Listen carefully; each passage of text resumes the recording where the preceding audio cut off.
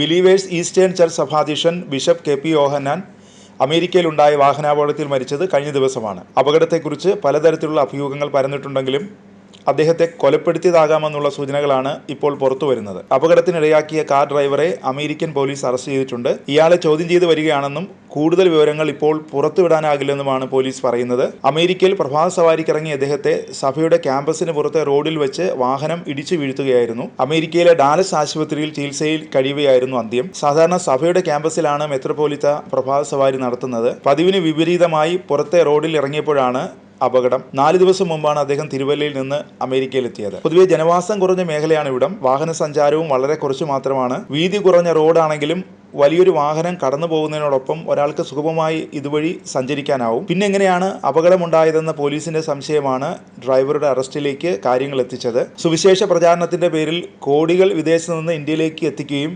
Believers Eastern church എന്ന പേരിൽ സഭ ആരംഭിക്കുകയും ലോകമെമ്പാടും ഭദ്രാസനങ്ങൾ തുടങ്ങി സ്വത്തിന്റെ നല്ലൊരു ഭാഗവും ഭദ്രാസനങ്ങൾക്ക് കീഴിലാക്കുകയും ഭദ്രാസനാധിപന്മാർക്ക് അതിന്റെ നടത്തിപ്പ് ചുമതല നൽകുകയും ചെയ്തിരുന്നു. മാത്രമല്ല, ഇന്ത്യയുടെ വിവിധ സംസ്ഥാനങ്ങളിൽ ആയിരക്കണക്കിന് ഏക്കറാണ് സഭയുടെ പേരിൽ വാങ്ങിക്കൂട്ടിയിട്ടുള്ളത്. മെഡിക്കൽ കോളേജുകളും സ്കൂളുകളും കോളേജുകളും വിവിധ സ്ഥാപനങ്ങളുമൊക്കെയായി കോടികളുടെ സ്വത്തിന് ഉടമയായിരുന്നു കെ പി യോഹന്നാൻ. ഈ സ്വത്തുക്കൾ കൈക്കലാക്കാൻ ചിലർ അപായപ്പെടുത്തിയേക്കാമെന്ന വാർത്തകൾ മുമ്പ് പുറത്തു വന്നിരുന്നു. ഈ സാഹചര്യത്തിലാണ് ബിഷപ്പ് കെ പി യോഹന്നാൻ അമേരിക്കയിൽ വാഹനാപകടത്തിൽ കൊല്ലപ്പെട്ടുവെന്ന വാർത്ത നാടാകെ പരന്നത്. കെ പി യോഹന്നാനെ അപായപ്പെടുത്താൻ സാധ്യതയുണ്ടെന്ന സൂചനകൾ മുമ്പ് പുറത്തു വന്നിരുന്നു. ഇന്ത്യയിൽ വച്ച് പദ്ധതി നടപ്പാക്കിയാൽ പിടിക്കപ്പെടുമെന്നും അതിനാൽ അമേരിക്കയിൽ വെച്ച് നടപ്പാക്കാൻ ഇക്കൂട്ടർ അവസരം കാത്തിരിക്കുകയാണെന്നും സൂചനകൾ വന്നിരുന്നു. ശബരിമല വിമാനത്താവളത്തിന്റെ സ്ഥലമേറ്റെടുപ്പുമായി ബന്ധപ്പെട്ട് സംസ്ഥാന സർക്കാരിനൊപ്പം തോളോട് തോൾ ചേർന്ന് പ്രവർത്തിച്ച കെ പി യോഹന്നാൻ പെട്ടെന്നാണ് മലക്കം മറിഞ്ഞത്. എരുമേലിയിലെ സ്ഥലമേറ്റെടുപ്പുമായി ബന്ധപ്പെട്ട് സംസ്ഥാന സർക്കാർ വിജ്ഞാപനമിറക്കി ദിവസങ്ങൾക്കുള്ളിൽ തന്നെ അവർ കോടതിയിൽ നിന്ന് സ്റ്റേ വാങ്ങി. മാത്രമല്ല, തെരഞ്ഞെടുപ്പിന് ദിവസങ്ങൾ മാത്രം ബാക്കി നിൽക്കെ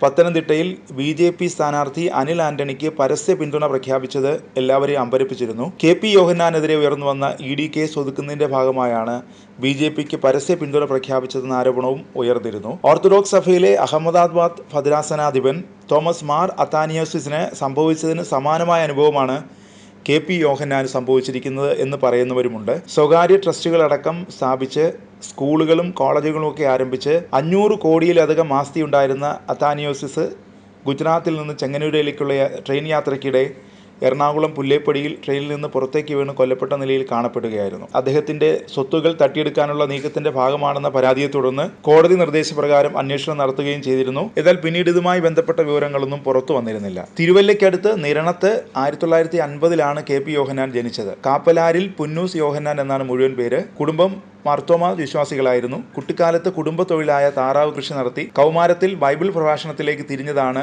ജീവിതം മാറ്റിമറിച്ചത്. ഓപ്പറേഷൻ മൊബിലൈസേഷൻ എന്ന തിയോളജിക്കൽ സംഘടനയിൽ 16-ാം വയസ്സിൽ അംഗത്വമെടുത്തു. WA ക്രിസ്വൽ എന്ന അമേരിക്കക്കാരനെ പരിചയപ്പെടുകയും ആ സൗഹൃദം ജീവിതത്തെ അപ്പാടെ മാറ്റിമറിക്കുകയും ചെയ്തു. പുതിയ സുഹൃത്തിനൊപ്പം അമേരിക്കയിലേക്ക് പോയ യോഹന്നാൻ അവിടെ വെച്ചാണ് വൈദിക പഠനം നടത്തിയത്. സംഘടനാ പ്രവർത്തനത്തിലൂടെ പരിചയപ്പെട്ട ജർമ്മൻ സ്വദേശിനിയായ ഗിസല്ലയെ ജീവിത പങ്കാളിയാക്കി. 1978 ഭാര്യയുമായി ചേർന്ന് ഗോസ്പൽ ഫോർ ഇന്ത്യ എന്ന സംഘടനയ്ക്ക് അമേരിക്കയിലെ ടെക്സസിൽ തുടക്കമിട്ടു. 1983 സംഘടനയുടെ ആസ്ഥാനം തിരുവല്ല മാഞ്ഞാടിയിൽ സ്ഥാപിച്ചു.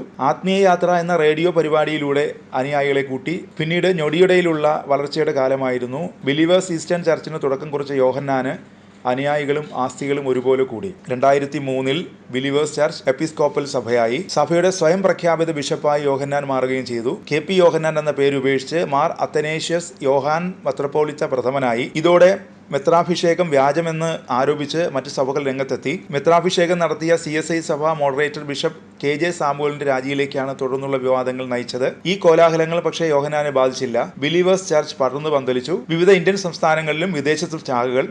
30ഓളം ബിഷപ്പുമാർ, 10ഓളം രാജ്യങ്ങളിലായി 35 ലക്ഷത്തോളം വിശ്വാസികളുണ്ടെന്നാണ് അവകാശവാദം. വിദ്യാഭ്യാസ സ്ഥാപനങ്ങൾ, മെഡിക്കൽ കോളേജ് തുടങ്ങിയ ഒട്ടേറെ സ്ഥാപനങ്ങൾ സഭയുടെ കീഴിലുണ്ട്. റിയൽ എസ്റ്റേറ്റ് അടക്കമുള്ള പല മേഖലകളിലും വൻ നിക്ഷേപമുണ്ട്.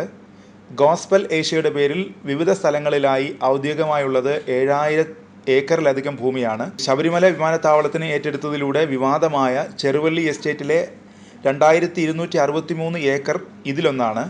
സംസ്ഥാനത്തിൽ മാത്രം 20,000 ഏക്കറിലധികം ഭൂമി വിവിധ ട്രസ്റ്റുകളുടെ പേരിൽ യോഹന്നാൻ സ്വന്തമാക്കിയെന്നാണ് റിപ്പോർട്ട്. ഒട്ടേറെ പരാതികളും കേസുകളും ബിലീവേഴ്സ് ചർച്ചിനും ഗോസ്പൽ ഏഷ്യയ്ക്കുമെതിരെ ഉയർന്നിട്ടുണ്ട്.